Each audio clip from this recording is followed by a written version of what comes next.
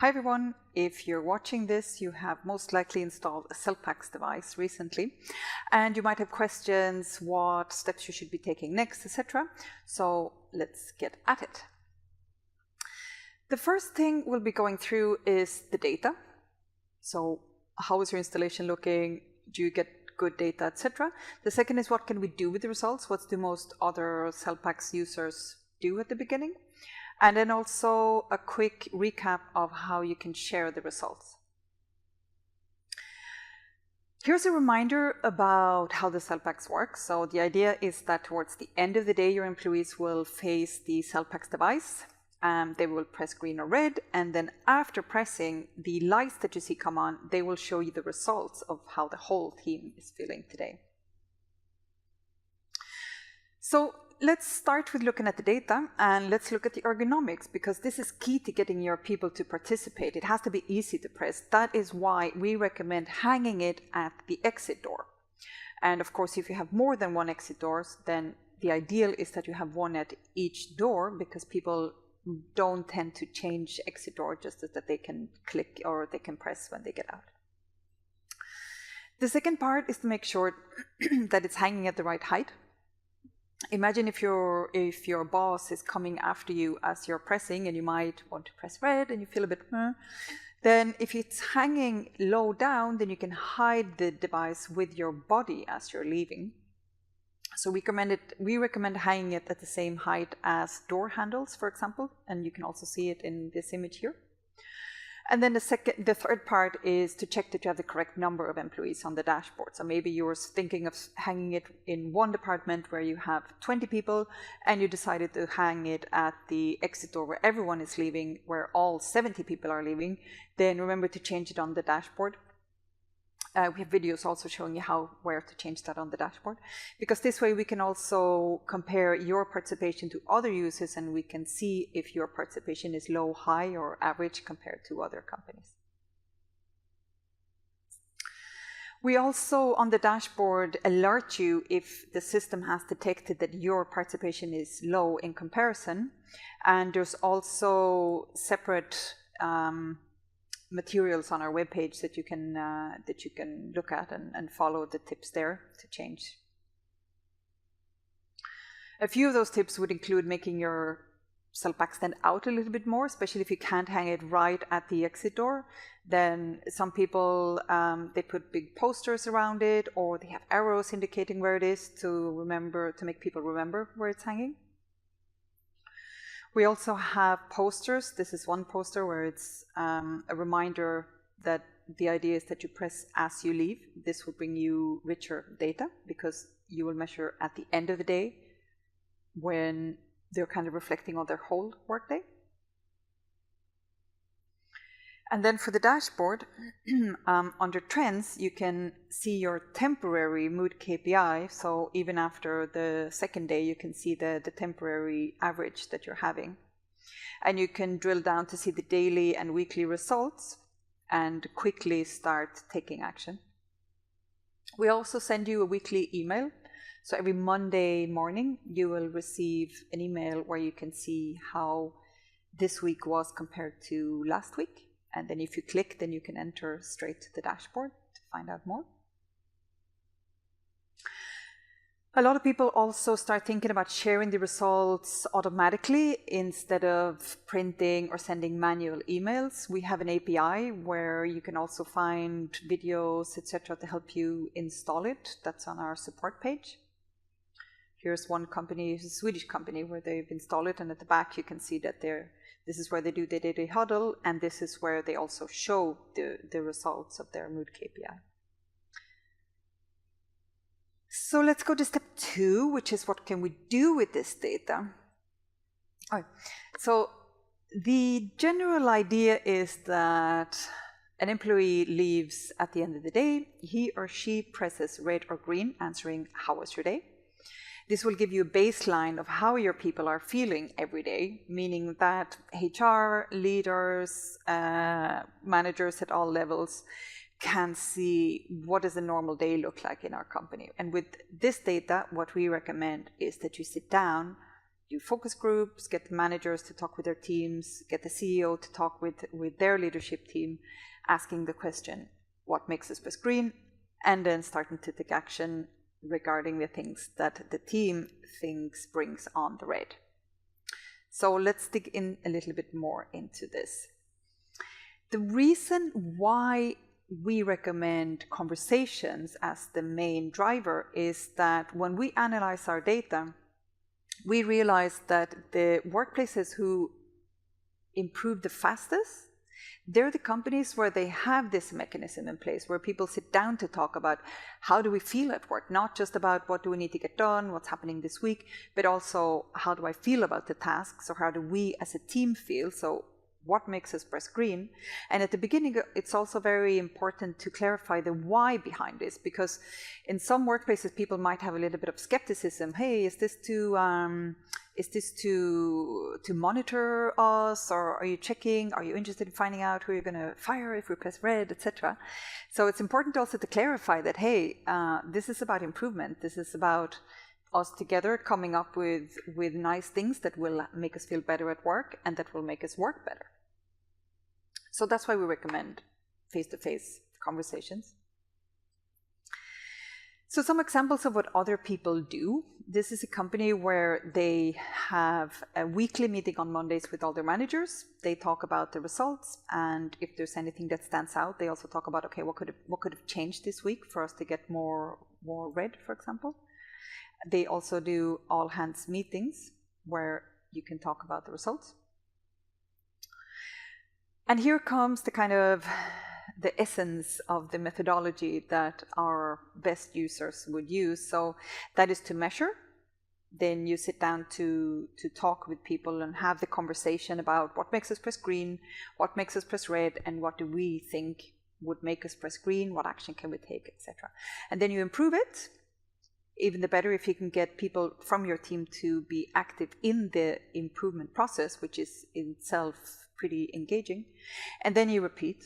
So you check the results, you go back, you measure, talk, improve, repeat, etc. And also, it's quite common as well to see that managers get kind of a little bit stuck when they see the results. So the Celpax device won't tell you, hey, why are my people pressing red? The Celpax will show you that this is the amount of green you're getting, this is the percentage of red you're getting. And looking more at those figures isn't going to tell you why people are pressing in one way. So you need to get closer to your team, talk to your people. That can be either by going out, asking spontaneously what you think makes us press green, or it could be weekly meetings, it could be all staff meetings, although perhaps wait a bit with the open conversation start unless you have a really open climate established already. And then you take action. A lot of people, they vote about what next action should be. Maybe there's two improvement concepts as Nissan had. One was to put in free coffee for the workers. The second one to get healthier snacks in the vending machines. So what HR did was to say, well, okay, what do you think we should start with first? So people put coffee first. The third thing is then, of course, to implement the changes. So after you have implemented the changes, depending on what it is that you're implementing, it could be that you can see the results straight away. If you put fresh fruit, for example, in your kitchen, then the next day you can check and see what the impact was. Or it could be something that perhaps is a little bit more over time to see if the trend is changing. And then remember also to share the results of your findings so that people kind of get the general idea behind this, that, okay, if I press and then we talk about it and you take action and good things happen, that is why I should keep pressing on the Celpax device. So here's a reminder that it's measure, talk, improve, and then repeat. And like someone said, sometimes you'll be able to do something about it and sometimes you can't. Sometimes it might be something that will require a bit more time or effort, budget, etc. Then just be honest about the status of this and explain if there's something that you can't do, explain why, or maybe there's something else you can do, etc. So some things will take a long time, others will be easy things to solve, depending on what it is. Just having that conversation is helpful. And middle managers in all of this are key. That's one of the things that we keep hearing from our users. And the actively asking people, getting them to vote, etc. That is a simple way to get your middle managers to start talking about the results and also engaging their employees in the journey. And then just a little, maybe something to think about, which is depending on where you are in the organization, maybe you're HR, maybe you're a middle manager, maybe you're quite high up, when there is negative feedback coming out or suggestions for how the red can be fixed, then the question is, who is responsible for fixing the things that come out? In some companies, they have this very well organized and it's clear who should take action on this. And if that's not the case in your company, then this might be something that you want to have a chat about, maybe in your management group, etc.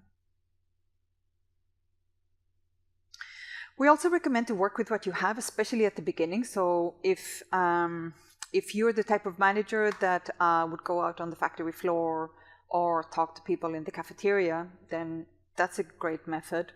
Some people do daily huddles, so they take the first 10 minutes of the workday to talk about maybe things that happened yesterday or things that are going to happen today. That's a very good place to also talk about how do we feel at work, what's our mood KPI, etc. Other people do weekly meetings, bi-weekly, or they involve the work councils, the unions, etc. Whatever you're already doing, try to adapt it to those structures. That's a little bit easier than coming up with a lot of new things. And of course, later on, you can always add more structure to what you're doing. Here's one example of a HR director where they analyzed the production versus their employee mood for 2 years, and they could then see just how well it correlated. You will need a mood KPI to which is a stable mood that you have in your organization to do this, but that's also something you could be looking forward to. Here's one company. This is a call center where for them the conversations really improved, especially at the beginning when just after they had installed. And what they did was to put the results on the weekly balance scorecard as a way to put it in a prominent place. And also at the support center, you can find videos, tips, hints, templates for how to communicate, emails, posters that you can print, etc. If there's something that you can't find on the support center, then do let us know, and maybe there's something that we can add to the support center. You can also use our forum to ask questions and get to know other users. And now we come to step 3, which is sharing the results. So how often should you share the results? Well, most people tell us that they would share a little bit more often at the beginning because people are very curious. What's our score? How are we doing? What are others pressing, etc. Even though they can see the result just after they have pressed, that's for the one day, so they don't really see the average. And to be honest, a lot of managers don't realize just how curious people are, because since you will be able to see the dashboard, but they won't, try and remember that especially the first 3 months is a very good time to be active and establish kind of a healthy setting of sharing, talking, etc. Because now is when most people are really into it and they're excited and a lot more eager to participate and do stuff than they will be maybe if you go 4 or 5 months without sharing anything. The second part then is how do you normally communicate? And again, use what you have. If you normally communicate via internet, then via email, then just write short emails every now and then to let them know how you're doing, or how they can let you know how they feel about certain things, or when the next focus group will be, or encourage them to talk to their team managers about how they feel. And especially, of course, also make sure that the team managers are really on board with talking to their team about how they feel, etc.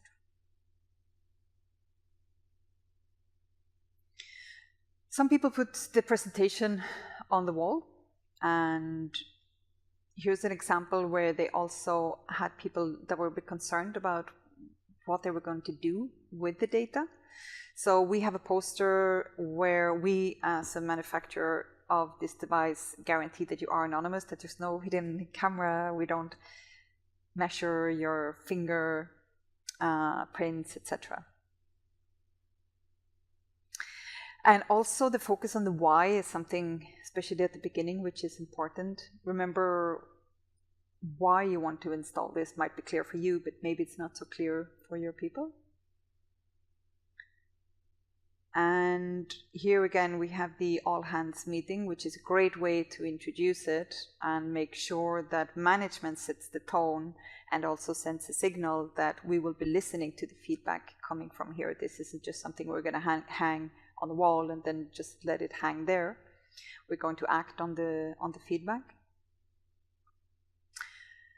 Infographics is great, very visual way to share both results and also why you're doing this.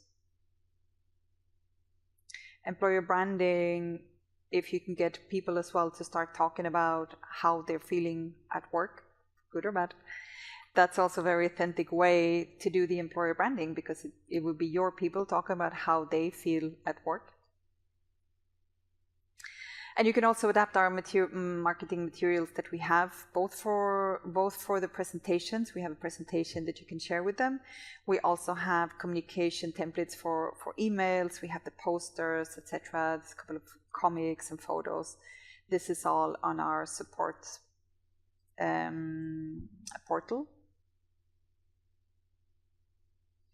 And there are different ways of sharing the findings in a cool way. Maybe you have already some set up from previous things you've done. You can always reuse that or use our templates. And this session that I'm doing now, we offer for paid clients, we do this personalized. So at this point is where we would also go through, depending on what time you have been measuring, we would go through the reactions that you've had from your employees, or maybe from your management team, or maybe from team leaders, etc. You might have some people that are totally on board. You might have other people that are a little bit skeptic. So what we would normally do here is to go through the reactions and then also see, okay, well, depending on what's happening in your company, what possibly action could you take, or what have similar companies taken, or companies, organizations that have faced similar challenges, what have they done, and what do we perhaps recommend that you do based on what they did, because we saw in the data that it worked for them. And yeah, that's kind of the end. So since this is a webinar, we will now have a couple of open questions where you can ask me. So if you want to measure your company name or not, that's totally up to you. And yeah, ask me any questions you may have.